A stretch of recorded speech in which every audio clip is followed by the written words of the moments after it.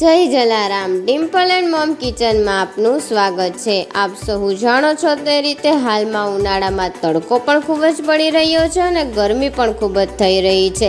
તો આવા ઉનાળામાં તમને રિફ્રેશમેન્ટ આપે અને ઠંડક આપે તેવું વરિયાળી અને કાળી દ્રાક્ષનું સિરપ કે જેમાંથી ફક્ત 1 જ મિનિટમાં તમે શરબત બનાવી શકો છો તેવી રેસીપી અમે આ વિડીયોમાં લઈને આવ્યા છીએ. તમે આ સિરપને બનાવીને આખો ઉનાળો નહીં આખું વર્ષ સ્ટોર કરી શકશો અને તેમાંથી જ્યારે પણ મન પડે ત્યારે 1 જ મિનિટમાં શરબત બનાવી શકશો. તો ચાલો આ સિરપની રેસીપી જોઈએ. તો સિરપ બનાવવા માટે સૌથી પહેલાં આપણે અહીંયા 100 ગ્રામ વરિયાળી અને 100 ગ્રામ કાળી દ્રાક્ષ લીધી છે. તો સૌથી પહેલાં એક મોટું પાત્ર લઈ તેમાં વરિયાળીને કાઢી લઈશું, કારણ કે આપણે આ વરિયાળીને 8 કલાક માટે પાણીમાં પલાળવાની છે, તેને પાણીમાં ડૂબી રાખવાની છે. તો આવી રીતના પાણી નાખી અને આપણે 8 કલાક સુધી રહેવા દેવાની છે. સરસ એવી વરિયાળી આપણી એમાં પલળી જશે. હવે આપણે તેવી જ રીતે કાળી દ્રાક્ષને પલાળવાનું છે, પણ કાળી દ્રાક્ષને પલાળતા પહેલાં આપણે એકવાર પાણીથી સાફ પણ કરવી પડશે. એટલે આવી જ રીતે એક બીજા પાત્રમાં કાળી દ્રાક્ષને લઈ અને તેને એકવાર ચોખ્ખા પાણીથી સાફ કરી લઈશું. આવી રીતે હાથ ફેરવી અને સરખી રીતે આપણે સાફ કરી લઈશું. તો તમે જોઈ શકો છો કે અહીંયા કચરો થોડો નીકળ્યો છે, એટલે આપણી કાળી દ્રાક્ષ હવે સાફ થઈ ગઈ છે. એટલે તેમાં પાણી નાખ્યું અને તેને પણ ડૂબડૂબું રાખીને 8 કલાક માટે પલાળી દેવાનું છે.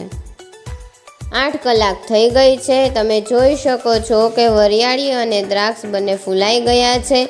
હવે આપણે તેની પેસ્ટ બનાવીશું. તો મિક્સર ગ્રાઇન્ડરમાં તેને પાણી સહિત જ કરવાનું છે. સૌપ્રથમ આપણે કાળી દ્રાક્ષને જ પાણી સહિત ગ્રાઇન્ડ કરી અને તેની પેસ્ટ બનાવી લઈશું. આવી રીતે ગ્રાઇન્ડરમાં બધી કાળી દ્રાક્ષ પાણી સહિત નાખી દઈશું. તો તમે જોઈ શકો છો કે કાળી દ્રાક્ષની મસ્ત પેસ્ટ બની ગઈ છે. હવે તેવી જ રીતના આપણે વરિયાળીની પેસ્ટ બનાવીશું. વરિયાળી છે તેને આપણે અડધી કરી અને પાણી સહિત નાખી અને પેસ્ટ બનાવી અને તેને કાળી દ્રાક્ષની પેસ્ટમાં મિક્સ કરી લઈશું. આપણે એકવાર કરી છે પેસ્ટ, તેવી રીતના બીજી વાર પણ કરી અને તેને મિક્સ કરી લઈશું. તો આ બંને પેસ્ટને આપણે સરસ રીતે મિક્સ કરી લીધી છે.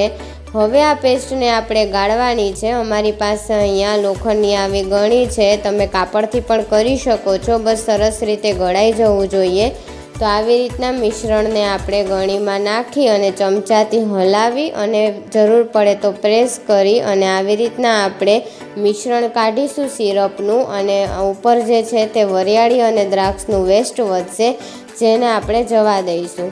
આવી રીતે ચમચા વડે પ્રેસ કરવાનું છે અને હલાવવાનું છે. અને તમે જોઈ શકો છો આવું વેસ્ટ નીકળ્યું છે અને મિશ્રણ એક બાઉલમાં તમે જોઈ શકો છો સરસ નીકળી ગયું છે. તો હવે આપણે આગળની પ્રોસેસમાં વધતા અહીંયા આપણે 800 ગ્રામ જેટલી ખડી સાકર લીધી છે. તમે સાકરની જગ્યાએ ખાંડ પણ લઈ શકો છો. તે પણ 100 ગ્રામ વરિયાળી ને 100 ગ્રામ કાળી દ્રાક્ષની સામે 800 ગ્રામ લેવી અને સાકર પણ આપણે અહીં 800 ગ્રામ લીધી છે. આ સાકરને આપણે ઓગાળવાની છે અને આ સાકરને પીસેલી છે. એટલે પહેલાં તો આ કચરી પીસેલી સાકરને આપણે એક પાત્રમાં લઈ અને તે ડૂબી જાય તેટલું પાણી નાખી અને ગેસની મીડિયમ ફ્લેમ પર તેને ચમચા વડે હલાવતા રહીશું અને તેને ઓગાળવાની છે.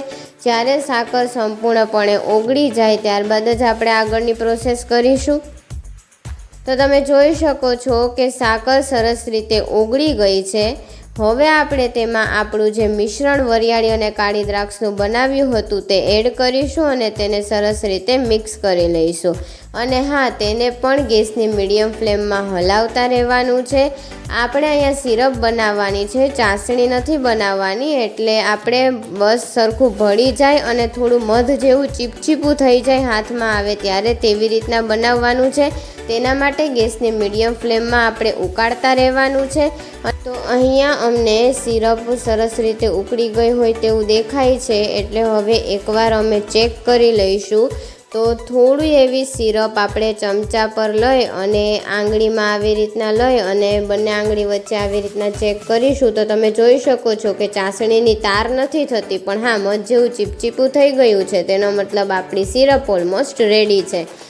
તો સિરપ તૈયાર થઈ જાય ત્યારબાદ આપણે ગેસની ફ્લેમને બંધ કરી દઈશું અને સિરપને થોડીવાર ઠંડી થવા દઈશું. સિરપ જેવી ઠંડી થઈ જાય તેમાં એક મોટા લીંબુનો રસ એડ કરીશું, કારણ કે તેનાથી સિરપ લાંબો સમય ટકશે અને સાથે સિરપ બહુ ઘાટી પણ નહીં થાય. ત્યારબાદ આપણે ફ્લેવર એડ કરવા માટે અહીંયા 2 ચમચી જલજીરાની એડ કરી છે અને તમે અહીંયા જોયું હોય તો આપણે કોઈ પણ પ્રકારનો કલર નથી નાખ્યો, કારણ કે આપણે નેચરલ અને સ્વાસ્થ્યવર્ધક શરબત બનાવીએ છીએ. તમે આ શરબતને રોજ પીશો તો પણ વાંધો નહીં આવે, કારણ કે આ શરબત તમને રિફ્રેશમેન્ટ તો આપશે પણ સાથે આમાં સાકરને એવી જ વસ્તુ છે. કોઈ પણ પ્રકારનો કલર કે આર્ટિફિશિયલ વસ્તુ આપણે આની અંદર નાખતા નથી, એટલે તમે તમારા બાળકોને પણ આ પીવડાવો તો જરાય પણ નુકસાન નહીં કરે. તો આપણી સિરપ તૈયાર છે. તો હવે આપણે તેને ગાળી લેવાની છે. તો એક પાત્ર લઈ અને આપણી જે સ્ટીલની ગળી છે તેના વડે જ ગાળી લઈશું અને આવી રીતે ચમચા વડે હલાવતા જવાની છે, એટલે ધીરે ધીરે જે લિક્વિડ મિશ્રણ હશે તે પાત્રમાં આવી જશે અને બહુ જે ઘાટો ભાગ હશે તે ગળણીમાં રહી જશે અને તેને આપણે જવા દેવાનો છે, કારણ કે આપણે સિરપનો સાવ લિક્વિડ ભાગ જ લેવાનો છે. તમે જોઈ શકો છો આવો ઘાટો ભાગ જે છેલ્લે નીકળે તેને આપણે જવા દેવાનો છે. હવે આપણી તૈયાર થયેલી સિરપને આખું વરસ સ્ટોર કરવા માટે એક સરસ સાફ બોટલ લઈ અને તેમાં સિરપને ભરી લેવાની છે કે જેથી તેને આખું વર્ષ સ્ટોર કરી શકાય. તો આવી રીતે આપણે આખી બોટલને ભરી લઈશું.